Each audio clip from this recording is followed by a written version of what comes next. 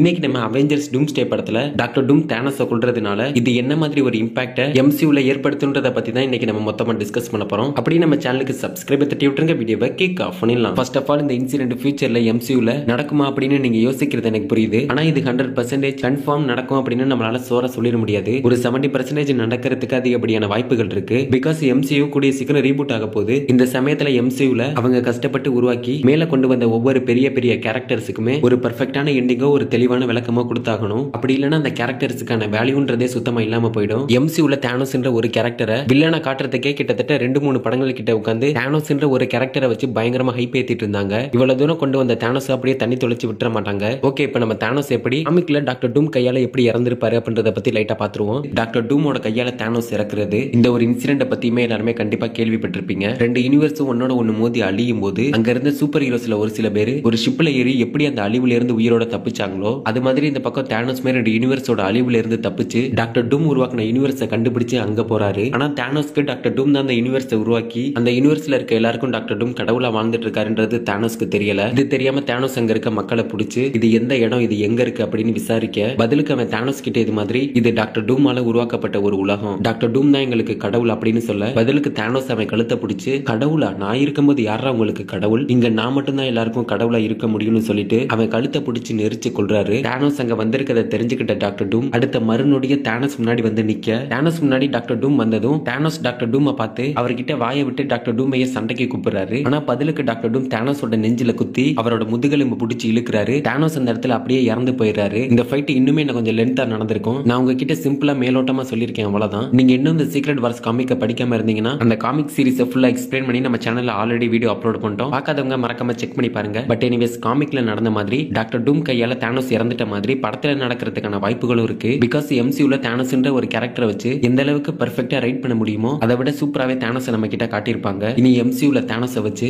இப்ப இருக்கிறத விட இன்னும் கேரக்டர் டெவலப்மெண்ட் பண்ணா அது தானோஸை வச்சு அரைச்சமாவே அரைக்கிற மாதிரியான ஒரு ஃபீலை கொடுத்துரும். கூடிய சீக்கிரம் எம்சியூ வேற ரீபூட் ஆக போகுது. இந்த நிலைமையில தானோஸ் எங்க போயிட்டாருன்ற ஒரு கேள்வியை எழுப்பிடக்கூடாது இல்லையா? அதனால தானோஸ்ன்ற கேரக்டருக்கு ஒரு பெர்ஃபெக்ட்டான எண்டிங்னா அது டாக்டர் டூம் கையில ஒரு வீர மரணமா தான் இருக்க முடியும்னு நினைக்கிறேன். ஆனா நம்ம காமிக்ல பார்த்த மாதிரி டக்குன்னு தானோஸை கொன்ற மாட்டாங்க. ஒரு பயங்கரமான சண்டையோட முடிவா தான் தானோஸோட மரணம் இருக்கணும். பொறுத்திருந்து பாப்போம் என்ன பண்றாங்க. இது எல்லாத்தையும் விட எம்சியூல எதுக்காக டாக்டர் டூம் தானோஸை கொல்லணும் அப்படின்ற ஒரு கேள்வி உங்களுக்குள்ள வந்திருக்கும். இதுக்கான பதில் இப்பதான் எம்சியூல டாக்டர் டூம் முதல்ல மல்டிவர்ஸ் லெவல்ல ஒரு பெரிய வில்லனா டாக்டர் டூம் புஷ் பண்ணிட்டு இருக்காங்க. இதுக்கு முன்னாடி டாக்டர் டூம் ஃபேண்டாஸ்டிக் 4 படத்துல வில்லனா பார்த்திருப்போம். ஆனா இப்ப நம்ம டாக்டர் டூம் பயங்கரமா பாக்குற மாதிரி ஃபேண்டாஸ்டிக் 4 படத்திலேயே இது மாதிரி பார்த்திருப்போமா அப்படின்னா கண்டிப்பா அப்படி இல்ல. பிகாஸ் அந்த படத்துல ஒரு சூப்பர் ஹீரோஸ் டீமை எதிர்த்து நிக்கிற ஒரு வில்லனை எந்த அளவுக்கு போர்ட்ரேட் பண்ணி அந்த கேரக்டரை புஷ் பண்ண முடியுமோ அந்த அளவுக்கு தான் டாக்டர் டூம் அந்த படத்துல காட்டியிருப்பாங்க. ஆனா எம்சியூல இப்ப நடக்க போறதுல டாக்டர் டூம் இதுல இருக்கிறத விட பல மடங்கு சக்தி வாய்ந்த ஒருத்தரை காட்டியாகணும். அப்படி டாக்டர் டூமை காட்டுறதுக்கு இவங்க ஒரு சீரிஸோ 2 படமோ டாக்டர் டூமோட கேரக்டரை டெவலப் பண்றதுக்கு ரிலீஸ் பண்ணிருக்காங்களா அப்படின்னா இல்ல. அப்படி இருக்கும்போது ஒரே படத்துல